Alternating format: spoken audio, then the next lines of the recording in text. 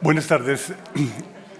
Es un gusto saludarles. Mi nombre es Javier Arnaldo. Estoy a cargo del Centro de Estudios del Museo del Prado, que nos acoge, en cuyo nombre también les doy muy placenteramente la bienvenida. Nos vamos a ocupar de este título, de este tema, Sentidos y Cultura, y lo vamos a hacer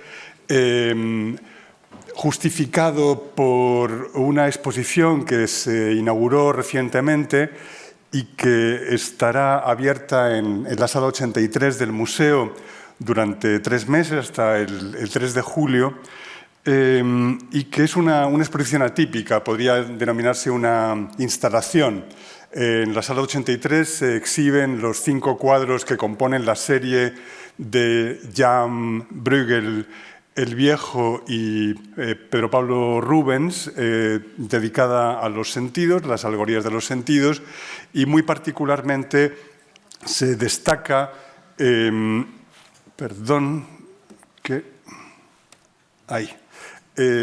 destaca el cuadro dedicado al olfato, la alegoría del olfato, que se acompaña con unos dispensadores, digamos, un equipo de emisión de fragancias, y concretamente son 10 las que se han seleccionado, que implícitamente están contenidas en este cuadro. Un cuadro que tiene, por supuesto, implícitamente muchos más olores. Se cuentan hasta más de 80 especies florales, aparte de botámenes de perfumistas, hay animales. Por supuesto, pueden pensar en la combinación digamos, en muchas combinaciones de olores florales, y por lo tanto un sinnúmero de fragancias están, como digo, implícitamente contenidas en este cuadro. Bueno, pues de ello se ha hecho exposición.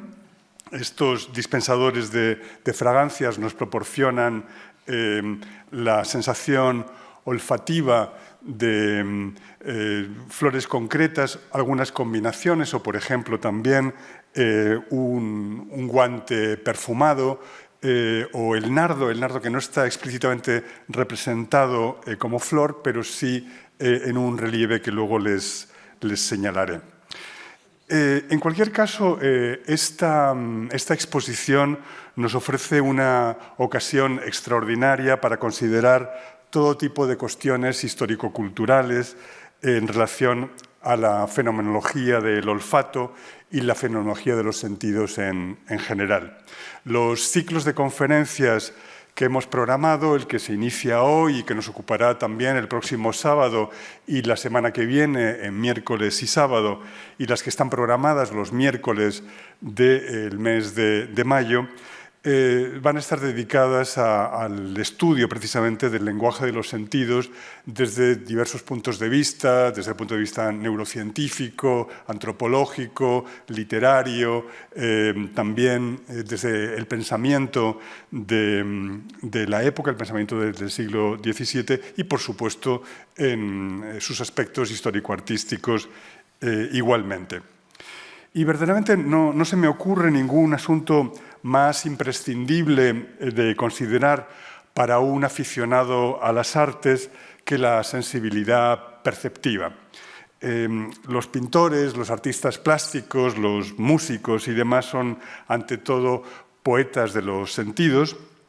E importa mucho, desde luego, si representan un retrato, un episodio histórico, una escena mitológica o un bodegón. Pero las cualidades sensibles, esto es la apariencia sensible de esas representaciones, de esos objetos, son absolutamente decisivas y determinantes para nosotros como espectadores, y son precisamente esas cualidades las que nos permiten entrar y ser interlocutores de esos contenidos. Pues bien, esta exposición olfativa pone en primer término los valores sensoriales implícitamente contenidos en estos cuadros pertenecientes a una bellísima e importantísima serie que está expresamente consagrada al tema de los sentidos y que está compuesta por la alegoría de la vista, del oído, del tacto, del gusto y, desde luego, del olfato. Se habrán preguntado ustedes en más de una ocasión cómo somos capaces de conectar y embelesarnos con representaciones artísticas realizadas por culturas política, moral o intelectualmente muy lejanas a nosotros, culturas que incluso nos son remotas o manifiestamente extrañas para nosotros. Conectamos maravillosamente con un relieve asirio, por ejemplo, o con una estatua camboyana, o con pinturas parietales del Neolítico, incluso del Paleolítico.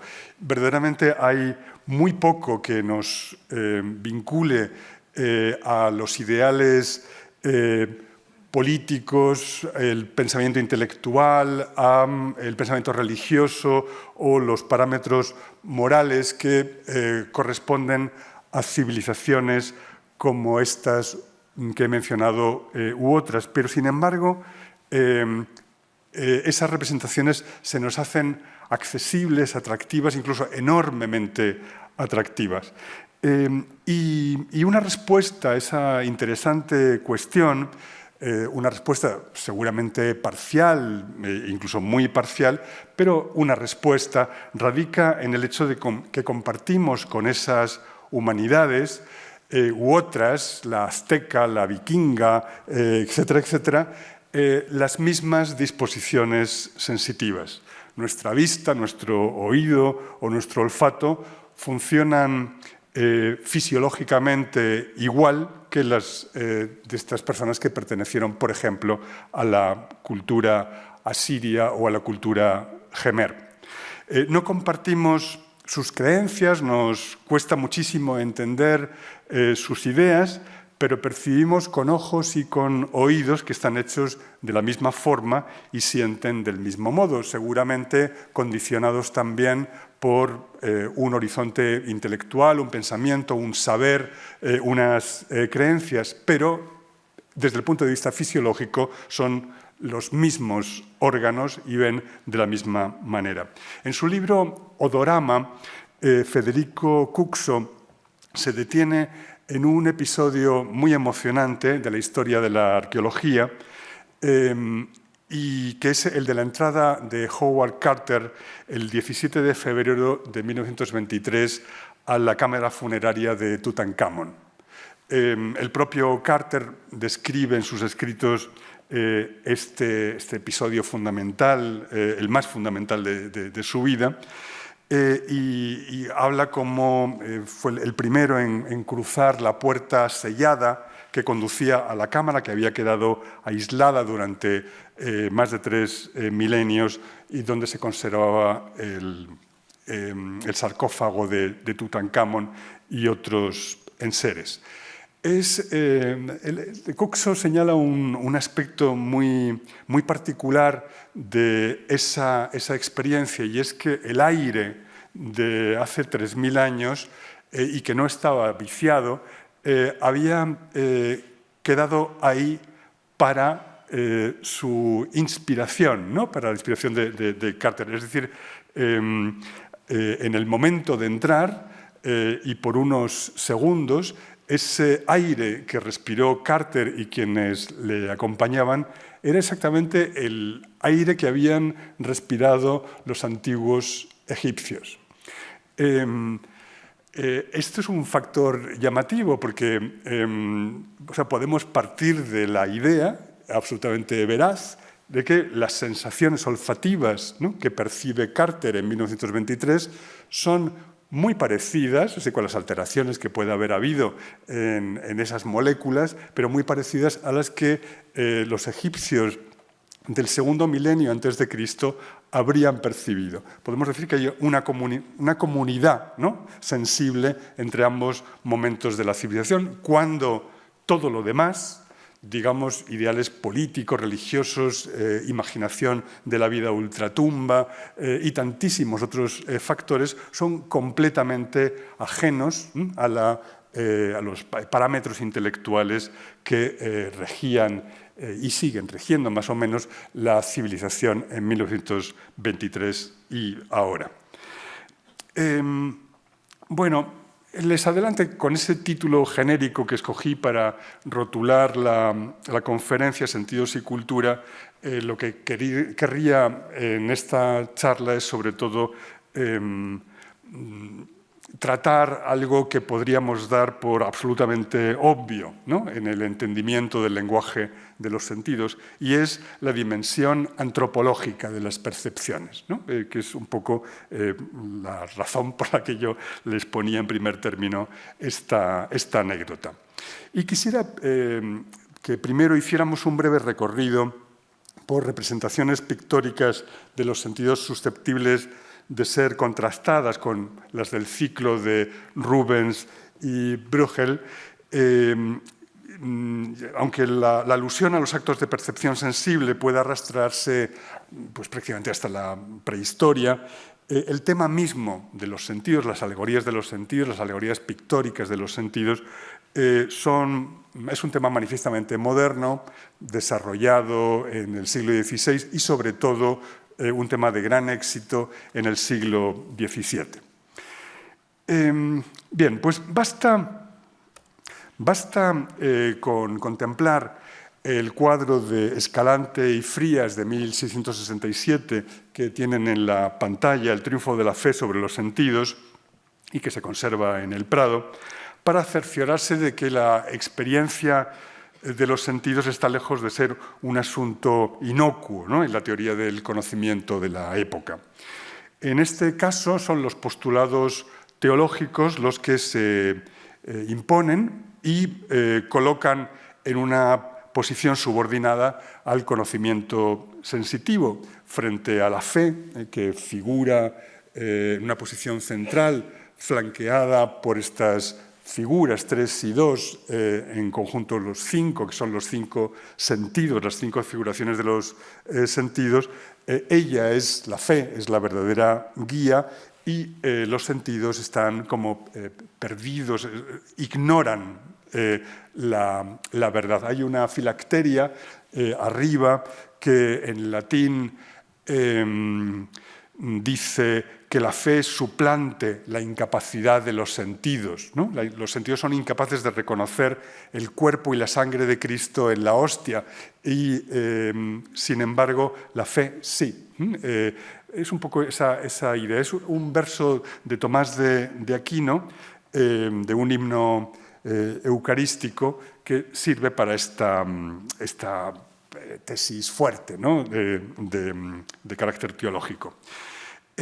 Casi cualquier recorrido por el Museo del Prado pasa por una mirada al lienzo de Rivera, Isaac y Jacob. Representa esta pintura el exitoso engaño de Jacob a su padre, ciego, Isaac, para obtener de él la bendición que correspondía a su hermano mayor, Esaú.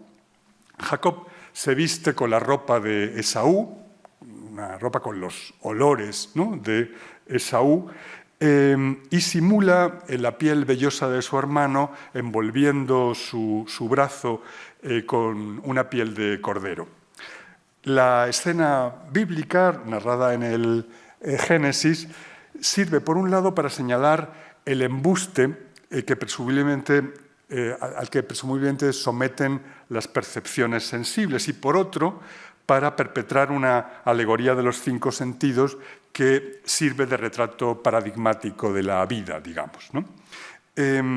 Están implícitamente los 5 sentidos aludidos, muy especialmente, por supuesto, el tacto, pero sabemos que se presenta eso como la capacidad de embuste, ¿no?, de engaño, o si así quieren, la afirmación del engaño y la verdad como elementos convivientes, ¿no?, en la experiencia sensible. Es un tema muy frecuentado en la pintura italiana, como lo es también el de los sentidos, sin más, como alegoría de los sentidos, como ocurre en este cuadro también de Ribera, perteneciente igualmente a las colecciones del Prado y que muy probablemente conocerán. Es un cuadro poco anterior a Isaac y Jacob, y en él vemos a un ciego explorando con los dedos un busto. Bien, indudablemente funciona como alegoría del tacto, pero fíjense que hay algo más. Hay sobre la mesa en la que reposa la cabeza que está explorando, también hay una pintura en la que se representa un busto, precisamente. Este contraste se hace particularmente elocuente, ¿no?, para, digamos, ver que existen unos ideales artísticos que están teniendo en cuenta, o muy en cuenta, valores, nuevos valores sensitivos, por así decirlo, en la pintura. Quiero decir que para la representación de la realidad no es lo mismo que los pintores estén digamos, fundamentalmente ocupados de la representación volumétrica del espacio en profundidad, de asuntos de óptica, de asuntos de escorzo, etcétera, etcétera, a que, por ejemplo, se planteen más la imitación de las apariencias ópticas, las apariencias sensibles, los elementos más casuales, o, por ejemplo, el logro de valores táctiles en la representación visual. Este tema, el de los sentidos, aparece repetidamente en Ribera. Hay una serie suya dispersa en diversos museos del mundo y colecciones privadas también, donde reconocemos recursos muy parecidos. Este de la derecha, como ven, recurre a los mismos componentes para una alegoría del tacto, pero recoge igualmente la alegoría de la vista, el gusto, el olfato. Son siempre figuras únicas de gente, digamos, que podrían ser muy afines en su apariencia a la representación de filósofos antiguos, de los antiguos físicos, Arquímedes o Demócrito, son figuras que ustedes conocerán, representadas por Ribera, pues algo parecido a esa visión del físico, pero eso, la persona humilde o incluso el mendigo, ¿no?, que hace las veces de figurante de los sentidos. Bueno, ese carácter fuertemente naturalista nos está comunicando algo acerca de una condición nueva, ¿no?, de los sentidos o de la atención a los sentidos entre los pintores. Sin duda, ahí la herencia de Caravaggio es grande. En el joven Caravaggio nos encontramos cuadros muy elocuentes en este sentido, como el muchacho mordido por una lagartija o el joven Baco, que bien podrían pasar por una alegoría del tacto o una alegoría del gusto. Sin duda son cuadros, digamos, de figura con bodegón, con temas un poco como ocasionales, aparentemente mitológico el de la derecha, pero lo importante es esa captación digamos, de un elemento, una atención por el natural, desde luego, y también por esas reacciones de la piel o de la vista en el natural. En definitiva, una exhibición, ¿no?, de los valores sensitivos como una parte sustancial de la pintura. Ese ocasionalismo de la mirada para con las las reacciones sensitivas. En la estela de Caravaggio nos encontramos numerosas alegorías de los sentidos.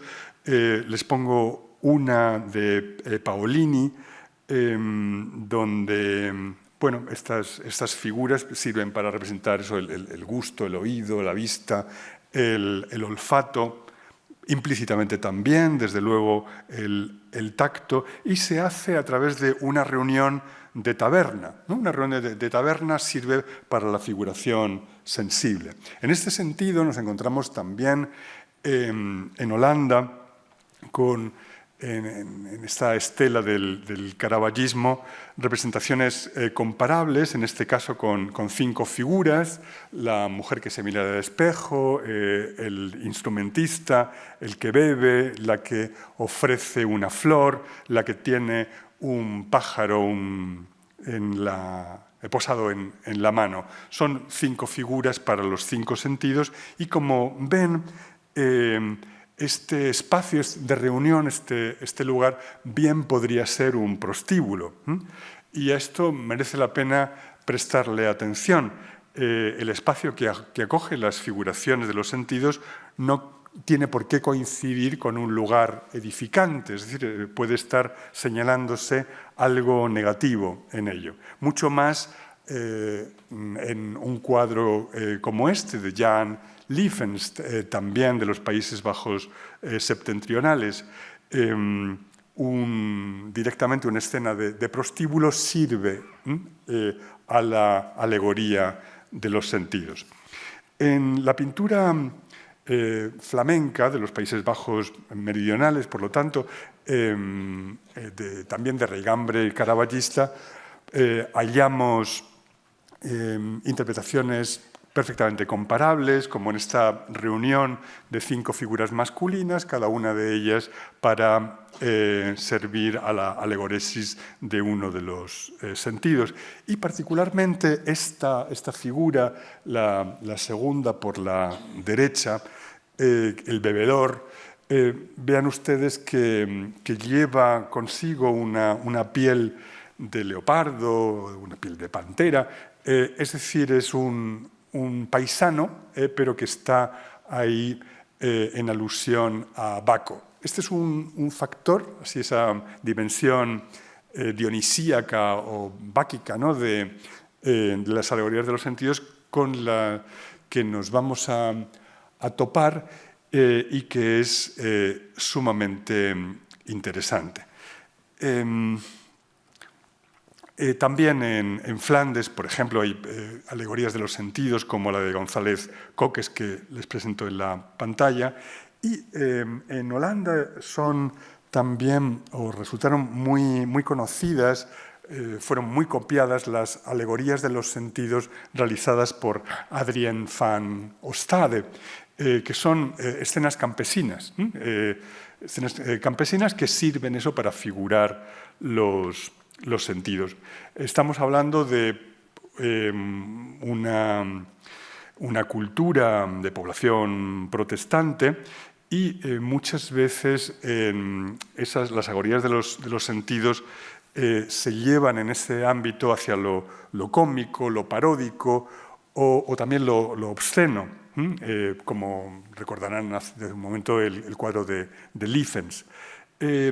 Bueno, las de Ostade tuvieron muchísimo éxito, como les digo, y tienen un punto de paródico y de cómico. Aquí, por ejemplo, para representar el olfato, pues no son las flores ni las fragancias ni nada parecido, sino que es el fétido olor de un pañal de bebé al que le están cambiando el que se impone, ¿no? como olor ambiente. A fines del siglo XVI, se editaron en Holanda estampas basadas en dibujos de Goltzius y con la alegoría de los sentidos. Tenemos estas 4 estampas en la pantalla. Observarán enseguida que digamos, el carácter lujurioso, ¿no? de las escenas es muy patente y, por lo tanto, se invita a esa asociación directamente de los sentidos con lo carnal. Es decir, que es una serie que está jugando con esa ambivalencia entre el canto al placer carnal y la denuncia contra los valores sensitivos como susceptibles de lascivia, ¿no? Es algo muy propio también, por ejemplo, de los bodegones holandeses de la época, que sirven tanto al recreo sensitivo en su lujo, en su generosidad, en el enorme coste, ¿no?, de los objetos que en ellos se exhiben, y al mismo tiempo sirven de imágenes de la vanidad, de la vanitas. Bueno, pues con una ambigüedad similar operan las alegorías de los sentidos muchas veces en el arte holandés. Debemos también a Goltzius esta composición basada en una sentencia de Terencio: sin Ceres y Baco, Venus se enfría, que guarda una obvia relación, ¿no?, con las alegorías de los sentidos, que estamos viendo aquí el gusto y el olfato y el tacto y la vista, aunque no estén, digamos, los elementos iconográficos habituales presentes. Pero sobre algo les quería llamar la atención, que antes mencioné y aquí reaparece. Es la significativa presencia de Sileno en esta imagen, que aporta, pues, esas uvas, esos frutos. En el cuadro de Bruegel y Rubens nos encontramos también un sileno que está sirviendo vino a la figura que personaliza, digamos, el sentido del gusto. Este factor, el dionisíaco, forma parte intrínsecamente, ¿no?, del asunto de los sentidos. Y es una coloración que sitúa la experiencia sensitiva en algo así como una relación no mediada con nuestro derredor, una inmersión, por así decir, del sujeto con el derredor. Es una posición del conocimiento del mundo que se sitúa dentro de él, sin una distancia analítica, sin una proyección racional, algo que es propio de esa entrega dionisíaca a la existencia. Dentro de su notable diversidad, las alegorías de los sentidos coinciden necesariamente en el ejercicio de cómo gestionar la celebración vitalista de la existencia, ¿no?, que les corresponde. Y pueden aparecer perfectamente esos elementos dionisíacos, otros parecidos, o por el contrario situarse en posiciones antipódicas, ¿no?, a estas, como hemos visto también algún caso. Hallamos algunas, desde luego, que condenan el enaltecimiento de las disposiciones sensibles porque prestan confianza a las meras apariencias o a lo superfluo, porque ofrecen informaciones engañosas, lo hemos visto también, o porque mueven al vicio, también lo hemos corroborado. Pero existen también figuraciones, como es el caso de este cuadro de Gerard de Legesse, que también sirven a los sentidos, es una alegoría de los sentidos, pero que está concebida como exaltación de la felicidad familiar. Se trata de un retrato historiado en el que los tres hijos de los comitentes están como figurantes de los sentidos, acompañados de dos mujeres, quizá las ayas. Los niños y ellas tienen los atributos característicos de los sentidos, el espejo para la vista, el pájaro en la mano para el tacto, el instrumento musical para el oído, el fruto para el gusto y la flor para el olfato. Y la escena está presidida por una representación del amor, una estatua de Cupido, que se sitúa justo detrás del bodegón, digamos, se proyecta sobre el grupo. Vemos atributos, efectivamente, que reaparecen para contenidos o, digamos, intenciones interpretativas completamente diferentes. Aquí nos encontramos nuevamente con una alegoría de los sentidos, en este caso basada en una composición de Adam van Noort, y es una estampa calcográfica de Collaert, de aproximadamente 1600, en la que las mujeres que encarnan los sentidos acompañan a un hombre que parece como beneficiario, ¿no?, de sus atenciones. Es un cierto componente dionisíaco. Bueno, vemos aquí también repartidos esos signos iconográficos, el espejo que levanta la figura que representa la vista, la fruta para el gusto, la flor para el olfato, este pájaro que se posa sobre la figura de la derecha para el tacto, o el instrumento musical que está tocando la figura que representa al oído. Y verán que hay un componente más, que son los animales que las acompañan. Un águila para la vista, puede ser un ave rapaz, también aparecen en ocasiones un milano o un halcón. Aparece un mono en la parte de arriba, asociado al gusto. Aparece el perro, que si pudiera, así, con el cursor lo ven, el perro que es un sabueso acompañando al olfato. La tortuga, que está aquí en esta parte de abajo, para el tacto, y el oído se acompaña de un ciervo, animal al que se atribuye un oído particularmente fino.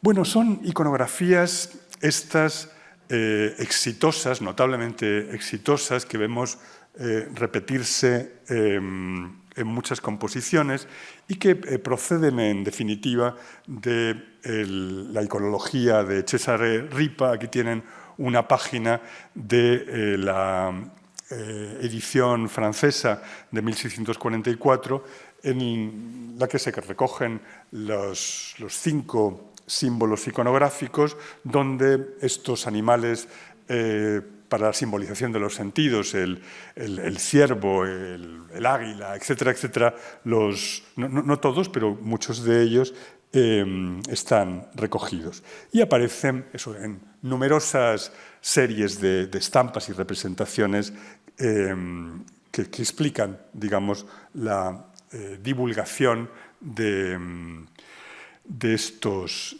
símbolos. En ocasiones también nos encontramos series con simbolizaciones que no tienen tanto predicamento, que no tienen tanto éxito, que no se difunden tanto, como esta de mediados del siglo XVI del alemán Georg Penx.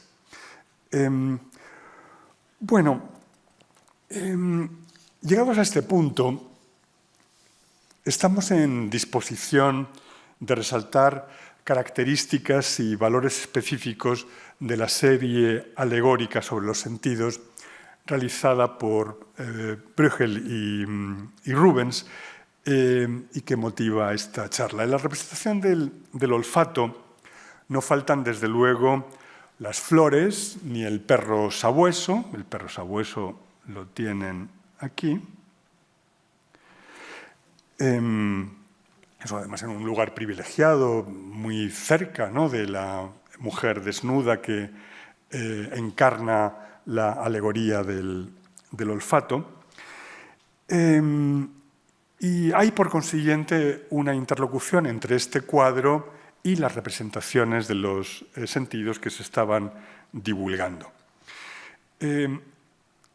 Sin embargo, otros componentes frecuentados en las alegorías de los sentidos, como los que hacen referencia a la problematización de la calidad del conocimiento que proporcionan, puesto en duda por ser ajeno al discernimiento moral, a la razón, a los compromisos de la fe y otras razones de esta misma naturaleza, están aquí completamente ausentes. La alegoría del olfato de Rubens y Bruegel se presenta ante todo como imagen de celebración y exaltación del sentido del olfato.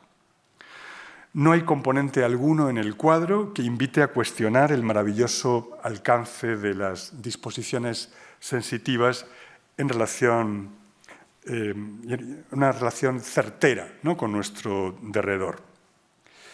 Incluso para aspectos, digamos, problematizaciones teológicas, el cuadro se defiende a sí mismo o defiende el olfato como algo perfectamente legitimado desde el punto de vista teológico. Se incluye este relieve que antes les mencioné en la fachada de uno de los edificios que cierra el jardín, que es una representación de la cena de Betania, en la que María Magdalena, según el Evangelio de San Juan, ungió los pies de Jesús con perfume de nardo y se los secó con sus cabellos. Cito a San Juan.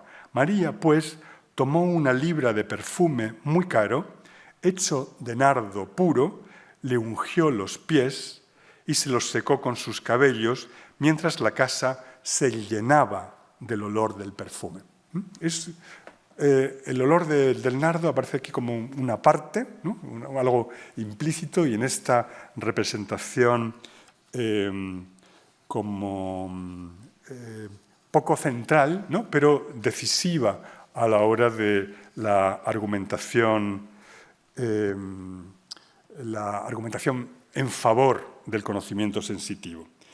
El lenguaje sensitivo, a través del olfato, está legitimado para el ejercicio del amor a Cristo Jesús, cuya referencia solo engrandece la dimensión expresiva de los olores en esta celebración de la existencia que viene a ser el cuadro en cuestión.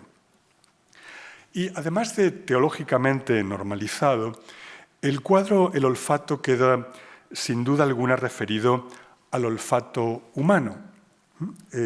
Es decir, vemos, por ejemplo, en este primer término, una ardilla, vemos estas cobayas, vemos la civeta, vemos los pavos, venados al fondo. Hay múltiples también insectos, aparte de caracoles y demás, que podemos reconocer en el cuadro. Pero todos estos son, digamos, actores de la respiración, pero el cuadro está concebido bajo digamos, según el parámetro del sentido humano del olfato, como vamos a ver.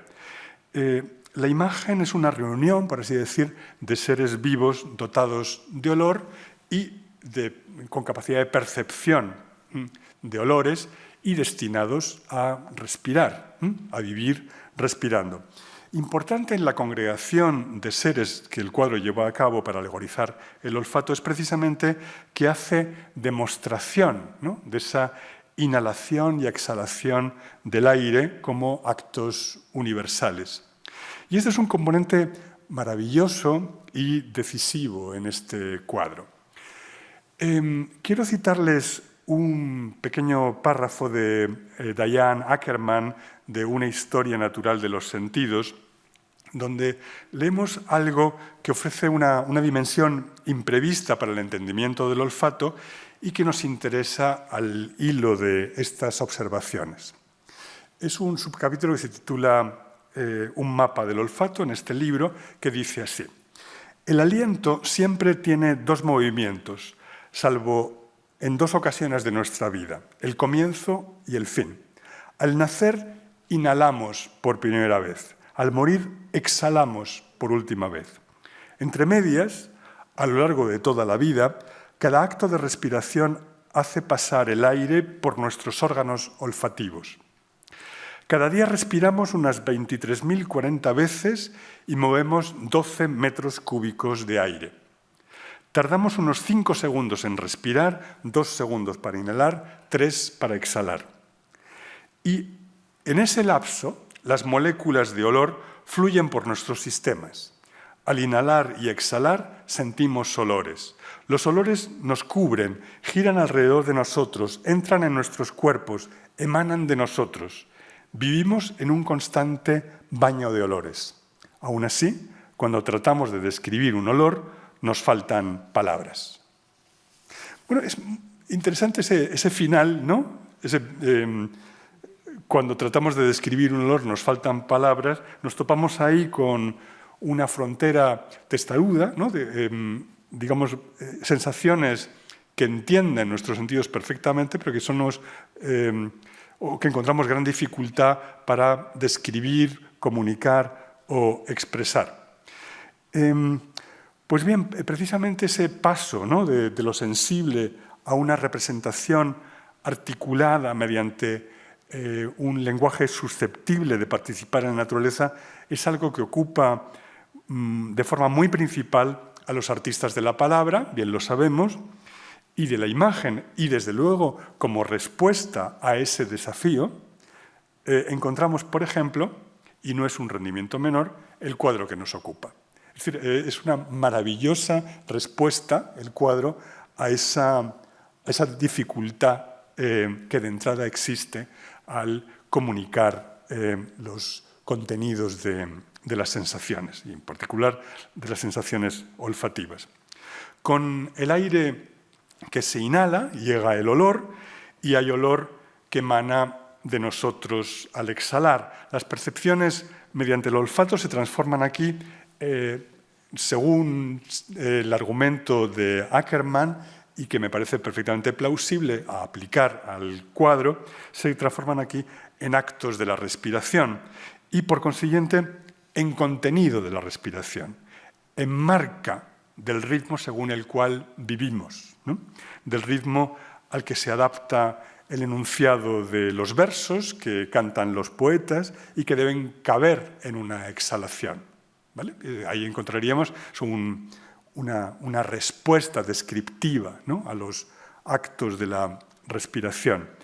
La experiencia del olor sirve, así pues, en este punto como equivalente de una celebración de la vida o del hecho de estar vivos, pero se le está dando una representación, una expresión, algo que sirve a la comunicación intersubjetiva, ¿no? De esos contenidos de la vida.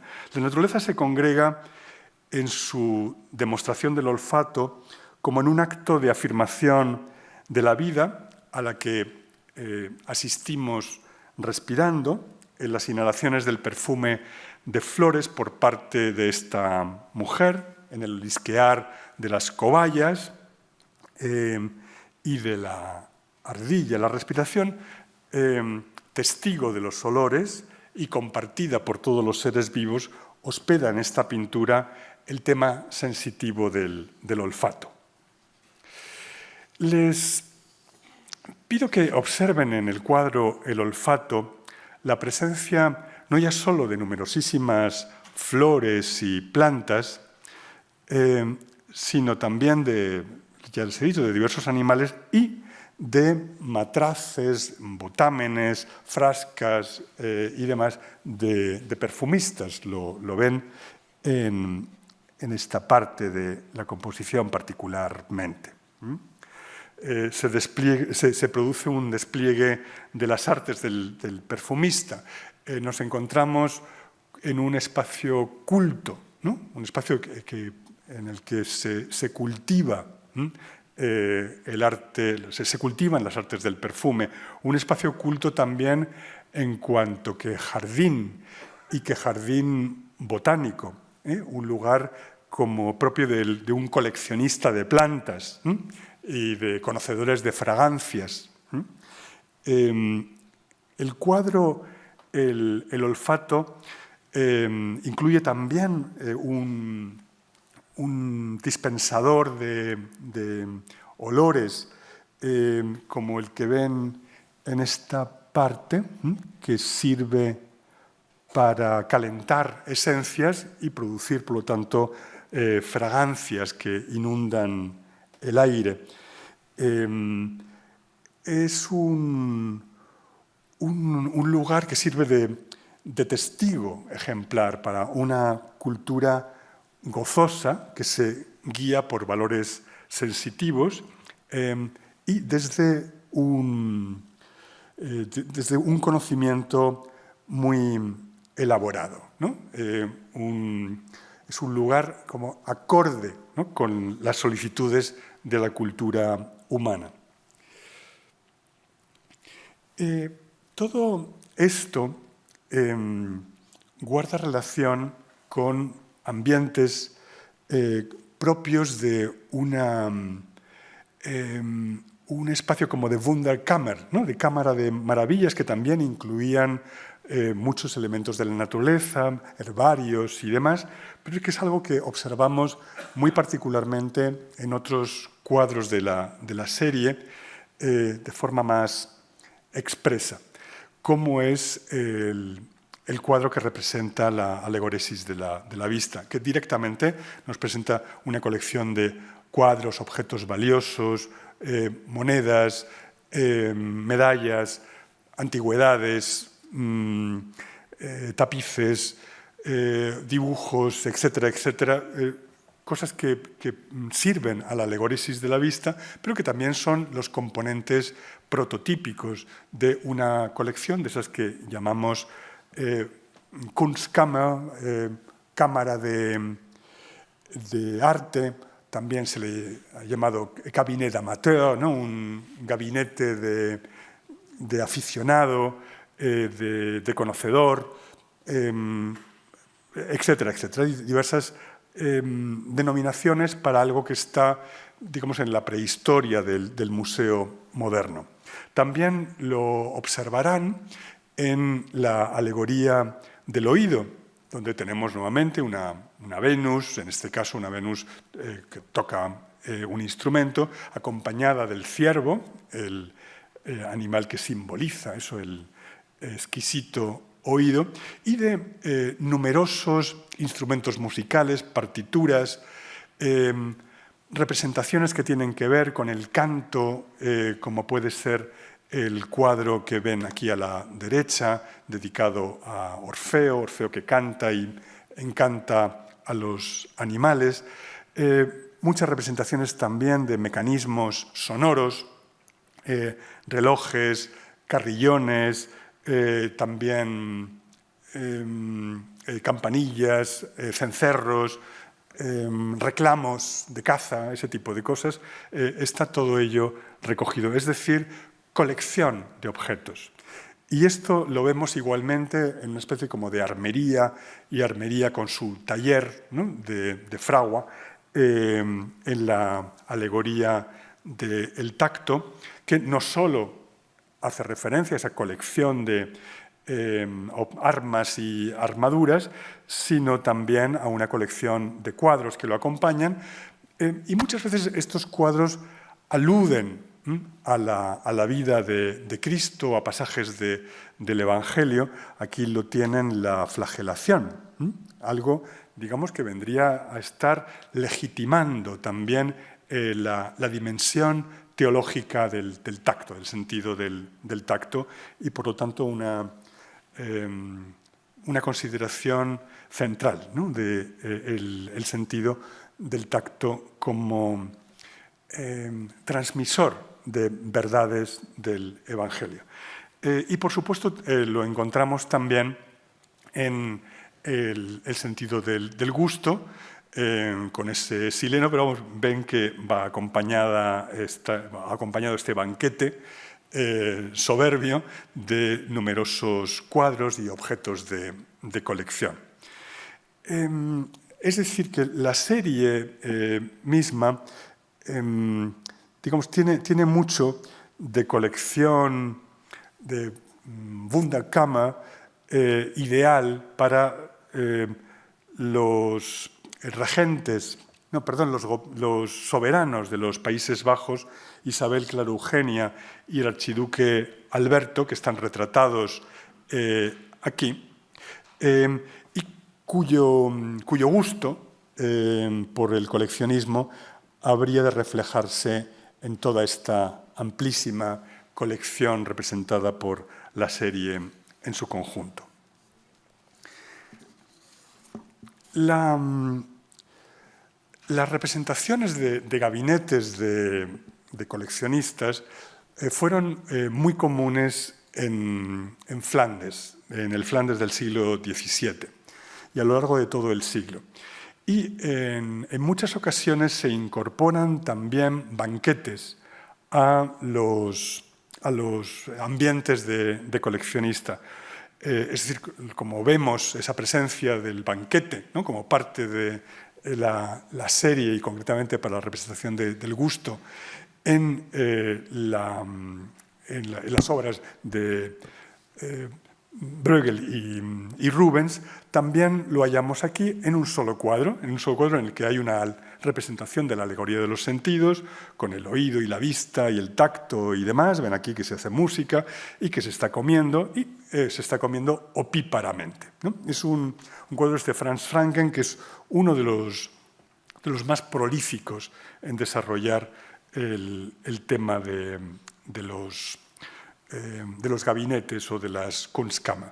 Aquí tienen un gabinete de curiosidades de este mismo autor, como de características muy distintas, pero que nos permite ver muy bien los componentes prototípicos de estas colecciones, donde hay que distinguir fundamentalmente las artificialia y las naturalia, es decir, los objetos naturales y los objetos realizados por el ser humano. Por el ser humano, por ejemplo, las pinturas, y ven que se escogen de determinada manera, ¿no?, con representaciones de paisaje, pero también representaciones religiosas. Cuando son de paisaje, pues probablemente hay una intención también de aludir a las 4 estaciones. Quien dice la pintura también, los dibujos, miniaturas, medallas, monedas antiguas particularmente, son muy decisivas en las colecciones de anticuarios, y conviviendo con estos elementos, otros de naturalia, de objetos naturales, como puede ser el hipocampo, que vemos colgado aquí, o las caracolas, las flores, desde luego, o esa proximidad de un jardín al que se asoma por su sección más a la derecha el cuadro. En el Museo del Prado se conserva una estupendísima representación de un gabinete que se ha dado por titular Las ciencias y las artes, obra de Stalbemt, aproximadamente coetánea de la serie de Rubens y Bruegel, también coetánea de aquella serie de Rivera que vimos al principio, y que nos presenta de una forma como muy elocuente, muy completa, lo que es un gabinete. Es decir, digamos que podríamos sentirnos ante una pintura prototípica, ¿no?, de este género muy particular de Amberes, que es la pintura de gabinetes.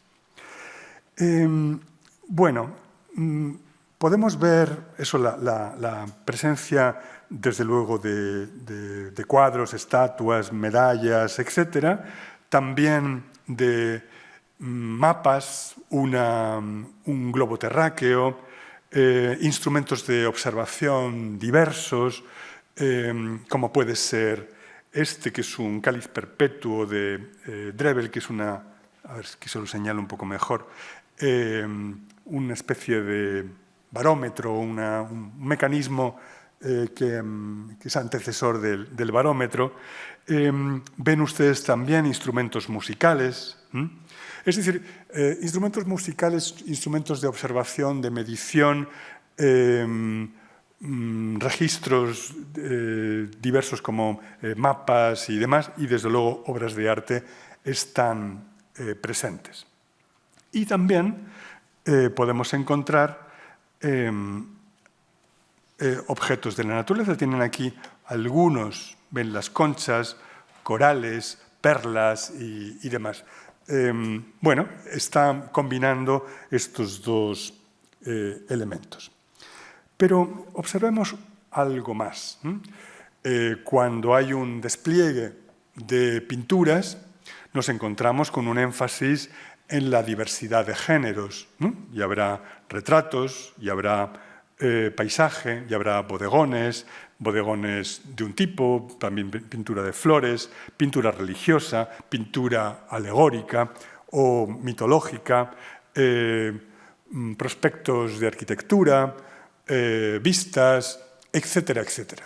Es decir, que una tendencia como a representar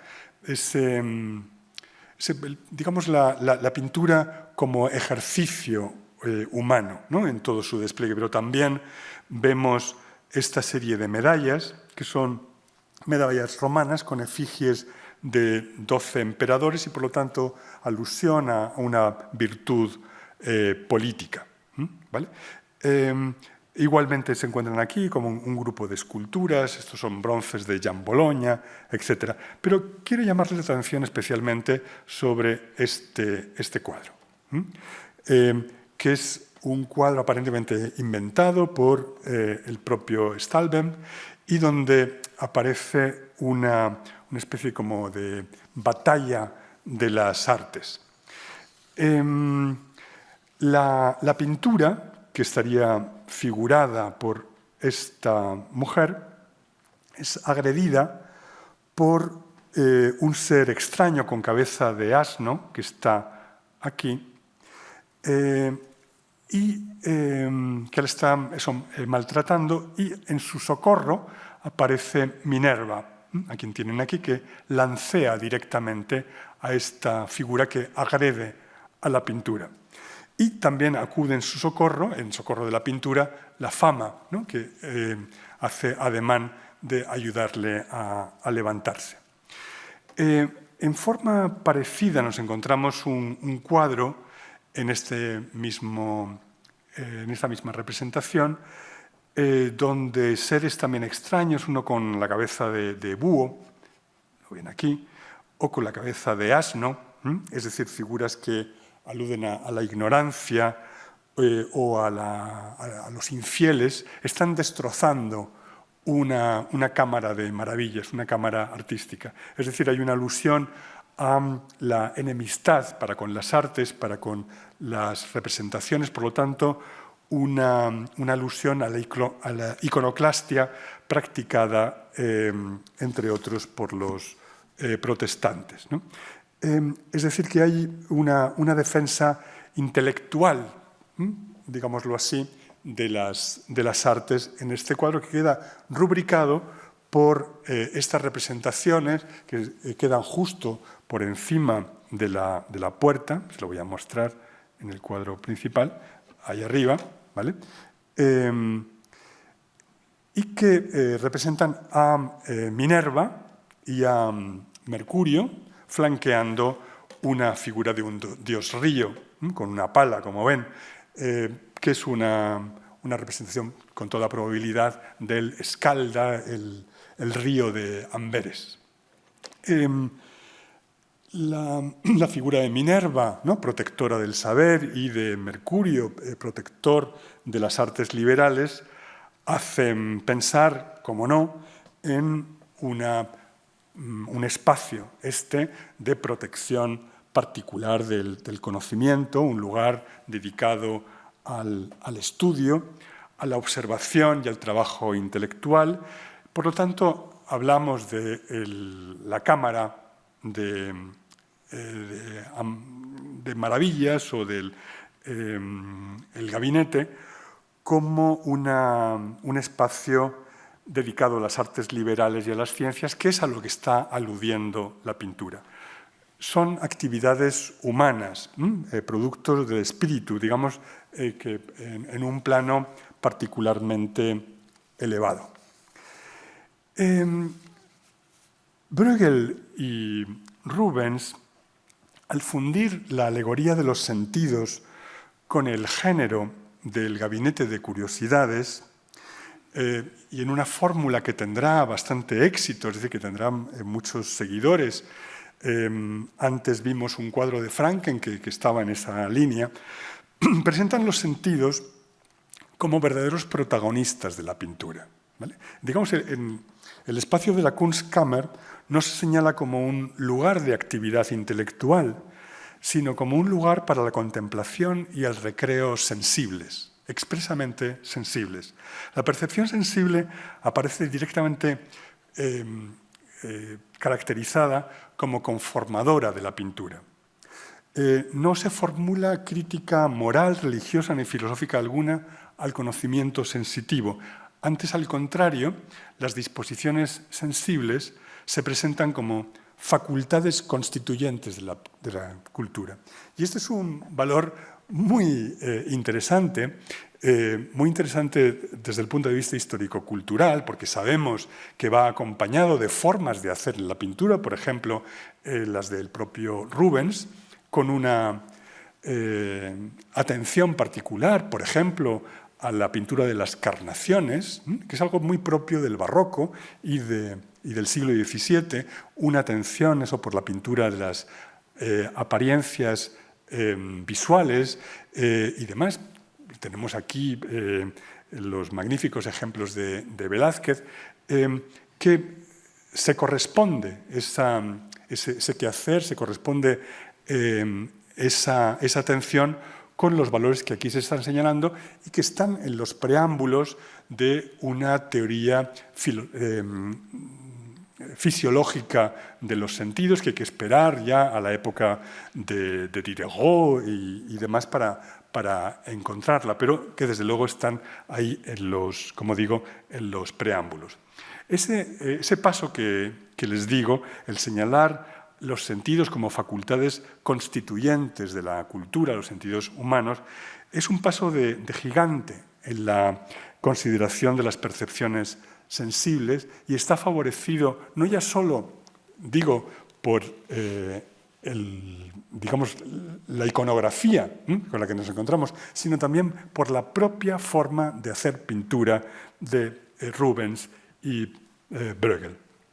Asistimos con la representación de estos espacios de la cultura sensible a una especie como de academia del sentir. Esta es una expresión muy de Diderot, es decir, más de 100 años posterior a los cuadros.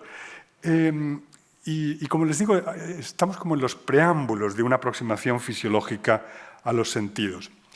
¿Qué es una aproximación fisiológica? Es asimilar que vemos, oímos, olemos,